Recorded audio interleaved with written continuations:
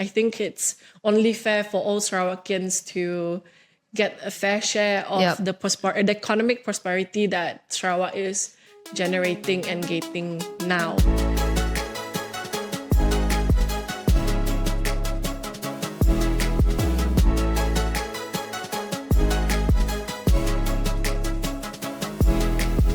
Hi guys, welcome back to another episode of S'more Talks. So if you haven't checked out our latest episode, don't forget to do so. So today, Sarah. Hi, Moeka. How are you doing? I think I'm starting to get a bit sick again. I think it's the same for you, right? Yes, sadly. I know. My throat feels a bit funny when I woke up this morning. Oh, same. But, yeah. It's funny. But I think it's worth pointing out that we have been working really hard this week. Exactly. What were we doing this week, Moeka? We were covering Dune. Yeah. So this week and a bit of next week is the Dune sitting in Sarawak. So Tribune Online team, we have been very busy and active, going to the ground and berkampung at Dune from like... I think I can say about 8:30-ish until 7:30 to 8. But the problem is we have been saying that, okay, guys, let's go back at 5 today. But that's never the case. I think for the past few days, we have been going home at night. Literally go into during daytime, and when we leave, it's nighttime. It's dark. Yes. Yeah. So, Moeka, what is making us leave so late? Well, it's very interesting, I think, especially yesterday. So that was Tuesday. Yes, Tuesday. So Tuesday was very interesting. I think Monday it's because it's the tabling of the budget. Yes. So that's why it took a while. And then yesterday... it was about the reason why we went home so late is because we're watching some drama going on. I think we need to point out that today is Wednesday. Wednesday is usually our shooting day, so we're taking some time away for Dune to shoot this week's episode. Yeah. So Moeka was referring to what happened on Tuesday because this video is going to be out. This podcast is going on Sunday. Yeah. So on Tuesday, I don't know. It's like every time we're about to leave, something interesting happens. So yesterday, it was the tabling of the ministerial amendment to the standing order. And then, before that, Padungan Assemblyman, YP Chong Cheng Zen, he actually went into the media room and spoke to the media. He went to the table. Yeah. And then when he came to our table, the table that we were in, he was like saying, oh, this afternoon should be interesting. I'm going to say something. And sneak peek. Yeah, he kind of gave us like a sneak peek of what was going to go on, but we didn't really expect it to be so fully blown kind of situation. Yeah. I mean, to me, when the whole ordeal was happening, I felt really, really bad for the speaker, Tan Sri, Dato' Amma, Awang Asfia, because oh my God, the poor guy.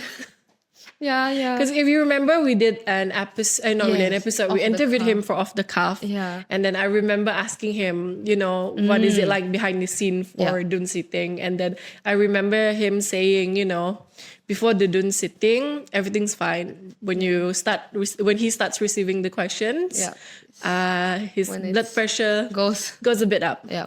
And then during the sitting itself, when the argument gets a bit heated, his blood pressure goes even higher. And then he said everything should be normal after Dune sitting is done hopefully he's doing okay. And then this episode's coming out on Sunday, and that means there's only 3 days left for Dune sitting. So I mean, for me, it's quite interesting. I enjoy covering Dune sitting, especially when it comes to like the last session for the year, like the last Dune sitting for the year, because that's when you have the budget. And then maybe one or two bills. Yeah. But I think the main highlight would be the budget, which we will talk about in the second segment. Yeah. So Moeka, what's your favorite part of covering Dun Sitting, minus all of the highlights and the unexpected dramas here and there. Yeah, I think for me, I think what is really nice to see is when you see all the different YBs, different ministers are all gathering together and they're just like walking around in like wherever they are. Like they don't need a security guard in a sense. So I think because we always see them at functions and they're always with security guards and then we're always behind. But during Dun Sitting, it's when we can really see them like up close and personal in a sense. Yeah. And being able to like interview them on some fun stuff. Yeah, I think that's really nice because you can really see hear from them that, you know, like we're all humans and they're all just trying to make like where we live a better place. Definitely. Yeah. So what about you, Sarah? For me, I really like the fact that Dun Sitting is the time where all of us can be together. Like, you know, in the media room, if you notice, each media fraternity, they have their own designated spot. It's not a written rule. Yeah. Somehow the layout has always been like that. And then you can see that some people are sitting within their same company. The rest mix around together. And for Tribune, we have our own designated table as always. But, you know, just because we're all sitting at the same table doesn't mean that we don't linger around with everybody else. Yeah. And for me, it's like, it's the only time during the year where everybody is together. Because usually on a daily basis, we're on different functions, different assignments, or you are going to different places. And the only time we probably meet is in the office itself. Yeah. So Dun Sitting, during meetings. So Dun Sitting is like a time to reconnect with our colleagues. I don't know. I mean, for me, I usually don't, I see Tribune Online team members all the time, but for news desk, it's only during Dun Sitting occasion that we get to sit together and then be stressed out together. So, you know, it's like a bonding moment as well in a sense because everyone's trying to help one another. And then, for me, in a way, it's helping us to be closer to one another, that kind of thing. The bonding. The bonding. So it's quite nice, to be honest. And it's something that we don't get to do often, given the nature of our job and all that. Exactly. Yeah. Yes. I agree with that. Definitely. I mean, even though we're in the same team, sometimes I don't see you unless we're in the office. Yeah. And usually when we're in the office, you're doing something else, I'm doing something else. Yeah. But in Dun, you're doing the same thing together. Yeah, that's true. So that is something that I appreciate. Yeah. And I look forward to Dun Sitting. Yes. Yes. Yes, very true. So we'll take a short break and we'll be back shortly.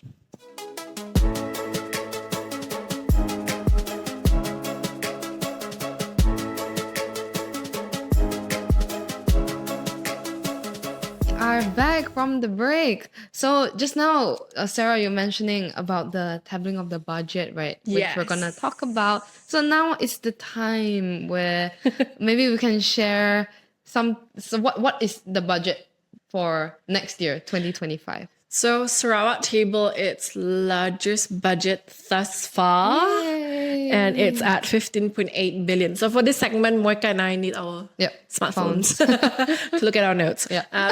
So the budget that was tabled by our premier was 15.8 billion. And this is actually an increase of 16%, if I'm not mistaken, from previous year's 13.6 billion. And out of this 15.8 billion, 10.9 billion has been allocated for development, and then 4.9 billion is for operating expenses. So I think by now everybody has read about the budget news, so they know how much is going where, what is going to happen and all that. So Moeka, what do you think of the Sarawak's budget? Okay, what do I think? I think it's, I'm proud to be here, like to be in Sarawak and to be able to witness like the moment. I mean, like we're tabling the biggest budget here. So it's like, I think for me personally, I think it's something to be proud of, that I think even other places in Malaysia don't have that. Yes, correct. So I think it's something that as Sarawakians, we should be proud. And I think hearing the different allocation that it's going to, I believe that our premier has a vision for why he's tabling it in that direction, especially more towards the growth of those who may be in the B40s. Yes, definitely. So I think for me personally, and even like when I was interviewing people, the public on the budget 2025, and I think hearing from them, a lot of them like mentioned that more budget should go into the development of let's say roads or infrastructure, and especially for places in the rural area. Yeah. So, and I think we are doing that. I think over the years, Sarawak's budget has always been people-centric. Yeah. With a lot of focus on building infrastructure like roads and bridges and utilities for the people of Sarawak, especially in the rural areas. So this is actually not something new. It's just that they are channeling most of the fund to continue doing all of these projects, because you have to remember that Sarawak is really big. Yeah. And then the allocation that we get from the federal government is very tiny. So I'm like you said, I agree that as Sarawakians we have to be proud, and I am really proud because the state government has been working hard to ensure that Sarawak is doing really well economically and financially, that they are able to fund all sorts of development projects for the people of Sarawak. Like I think one of the prime example is our cancer center, which Sarawak is paying for it first, and they will get reimbursed by the federal government lah. And I think this is not the only example. I think in terms of dilapidated schools as well, this is something that Sarawak has continuously stepping in to help and do and spend our own money. Sedangkan all of these things actually fall down under the federal government's responsibility. So for me, the state government of Sarawak is doing a really good job under the leadership of our premier. Because, it's not a small amount of money. And then considering Sarawak's geographical size, and it's not going to be an easy thing to do. So that's why I understand why that almost every year the budget is allocating towards rural infrastructure and development, focusing on the rural area, because at the end of the day, I think it's only fair for all Sarawakians to get a fair share of the economic prosperity that Sarawak is generating and getting now. So so and in Moeka, it gets me back to, I think a few weeks ago there was like a bit of a controversy in which the former Prime Minister Dr. Mahathir, he was saying how Sarawak is Sarawak should help the poorest states, and I disagree with him, to be honest, because like the Premier has said, charity begins at home. Why should Sarawak help other states when the developments, the progress in Sarawak is not done?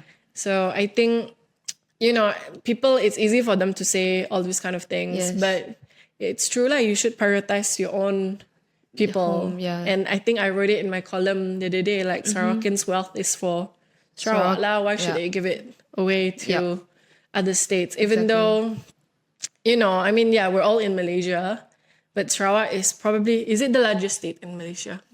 Sarawak is the largest state in Malaysia. Region. Sarawak is the largest region in Malaysia.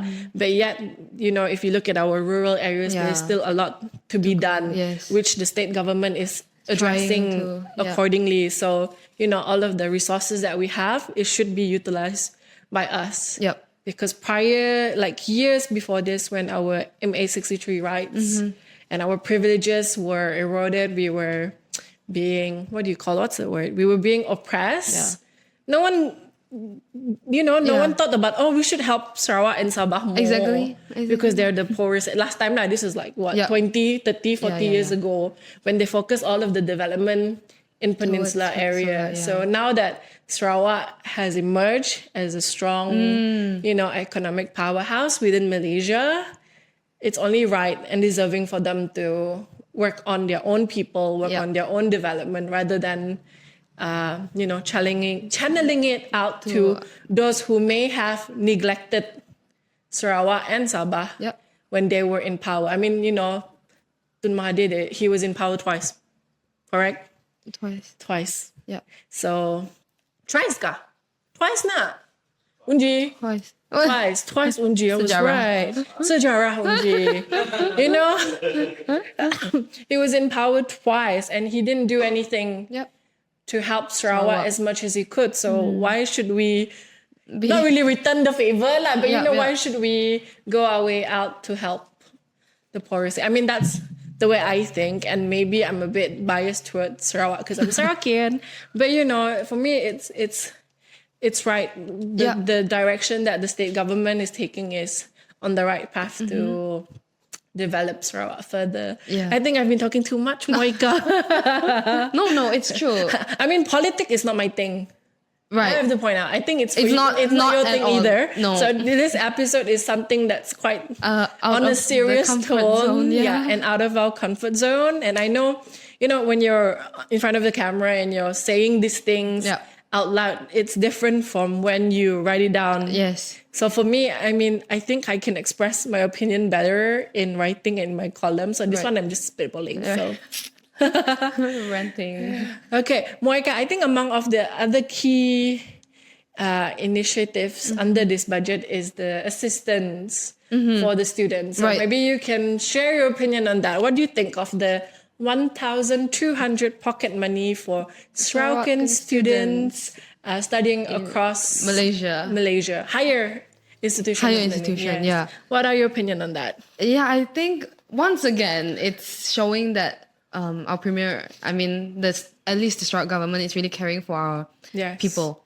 And especially for our next generation, or you can say like the younger generation, those who are in higher learning institutions. So for them to be able to get 1,200 ringgit per student, per student, 1,200 ringgit, I think it really helps because as students, sometimes, everyone comes from different backgrounds. Yes, definitely. Not everyone will have the same access to money. Yes. To be able to spend and all that. And it's not cheap, honestly, living on your own. Yeah, living on your own. And even Malaysia as a whole, it's also not the cheapest place in the world, right? So buying groceries, transportation, all these things needs quite an amount. Money. Yeah. So I think what they're doing, I think it's really important. And I think they are seeing it, even like the free tertiary education in 2026 for Sarawakians. Yes. So I think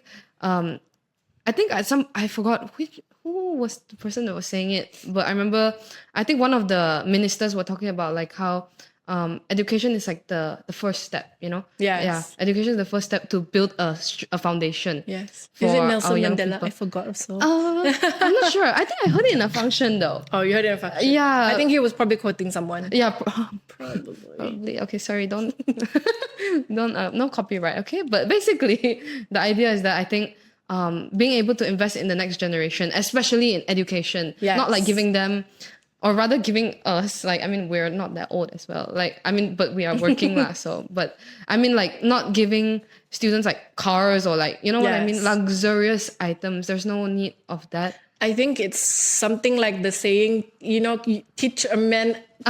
Teach a boy to fish. Is it a man ka?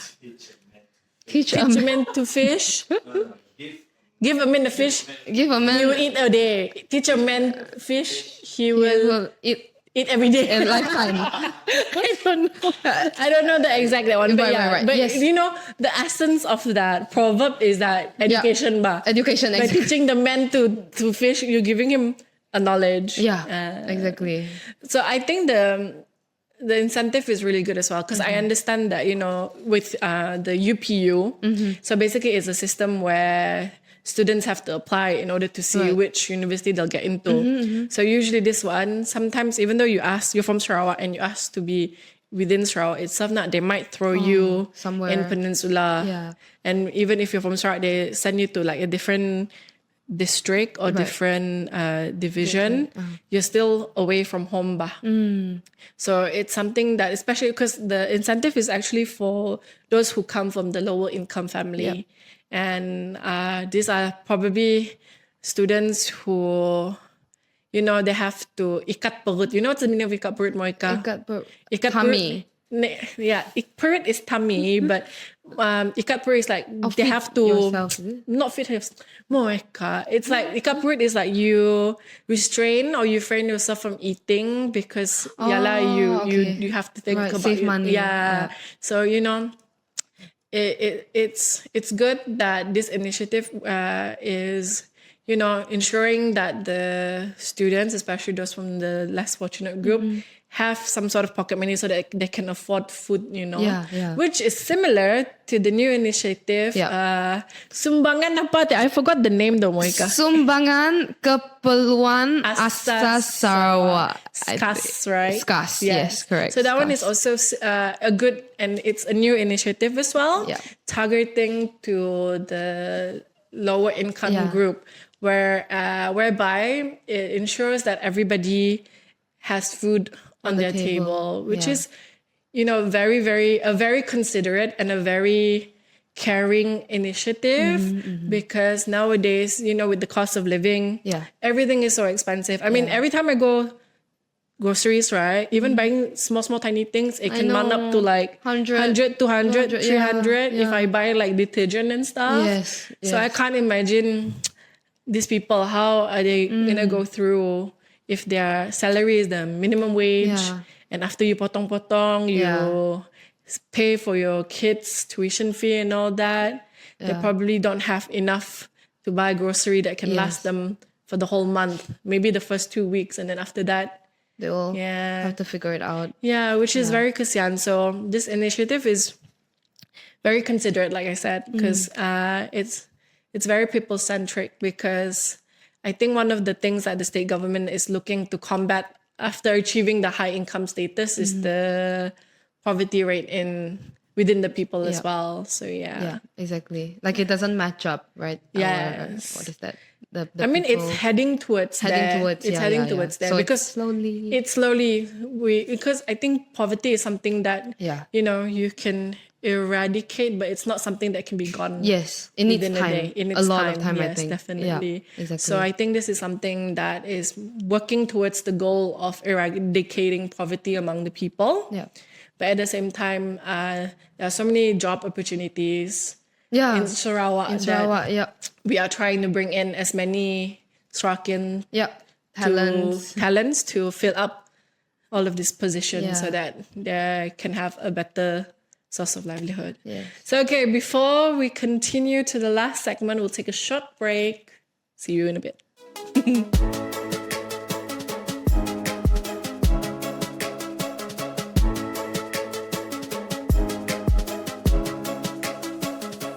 We are back from our break. So, Sarah, what is something you're looking forward to at the end of this Dun Sitting? I think with every Dun Sitting at the end of the year, I mean, I know it's not applicable to us, but Sad. You know, Cry. It's the announcement of the year-end bonus for the civil servant. So yeah, that's something that I'm looking forward to. I mean, you know, usually when they make the announcement, this year it's going to be a 3 months bonus, or it's a 2 months bonus. And then I know, because a few of my aunts and uncles, they work for the state government. So they're like, oh my God, I'm so excited for the announcement. And then I'm like, I'm excited too, even though it's not applicable to me. But, you know, it's something that I think it's really nice in a sense that, you know, like the end of the year, it's like the year-end reward for all the hard work that our civil servants have done to contribute to the development and the smooth running of our state government's administration lah. But you know, I think I feel a bit sad. I mean, I'm happy for them, rezeki sidaknya, but at the same time, you know, it makes you kind of think. It's like during this time of the year, it makes me think, I wish I was a civil servant. True. Yes. I mean, you know, for the private sector, it's very, very hard. Not really hard. I think jarang. That we get this type of incentive and reward from the respective companies. Unji, don't look so sad. We'll eat cake at the end of the year, okay? Yay, on Unji. Yes, on Unji. But yeah, I mean, this is something that is nice lah. I think it's something that all civil servants, I think, look forward to. Yes. And it's also something that we look forward to as well because, it's definitely going to be making the front page. Yes. And then the other thing is, what I appreciate is that they also provide incentive, some similar form of incentive for federal servants who are working in Sarawak. Right. So my mom's with Unimas, right? I think she does get like a incentive lah, reward also. So yeah, I'm gonna ask her for a bag. So Moeka, let's say by chance that our company gives us a year-end bonus, let's say of 2 months lah. What will you do with it? Oh la la. I think if let's say we delulu a bit, okay, then the premier announce media get some sort of allocation. Then I think probably like, okay, actually I don't really know, probably, but I think I really want a bag. Oh, you want to wear a bag? Yeah, I want a tote bag. Okay. Personally, I want a tote bag, and then honestly, save the money. I know, right? Yeah, save the money. But last time during COVID, under the Bantuan Sarawakku Sayang, BKSS, wait. Bantuan Kebajikan kaya? I can't remember, so it's been so long since COVID. But it's under the BKSS, right? Bantuan. I forgot. But I know it's Sarawakku Sayang at the end lah. Okay. I was still studying. You were still studying. What is it, Bob? Under Bantuan Khas Sarawakku Sayang. Okay. We actually did get something for the media. There was like an allocation of 1,500. At the end of the year? No, at the end of the year. It was during the BKSS period. It was one off though. Oh, okay. I know some of our media friends, they had it twice.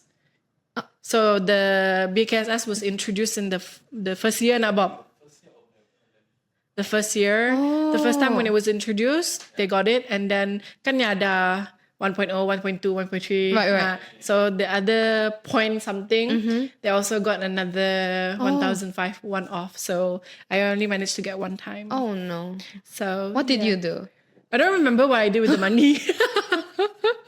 Honestly speaking, I don't remember what I did with the money. But that was exciting, right? But it was exciting. I mean, like, because it was during COVID time and we were like out and about. Yeah, it's dangerous. It was dangerous. Yeah. So it was good that we had extra money. Yeah. But yeah, I think I would be the same as you if I were to be given like a year-end bonus. Yeah. I wouldn't know what to do with it. Right. I probably keep the money. Yeah. Oh, I know what. I'm going to buy aircon. For your house. For my house. Because as you know, we are doing like our house renovation project.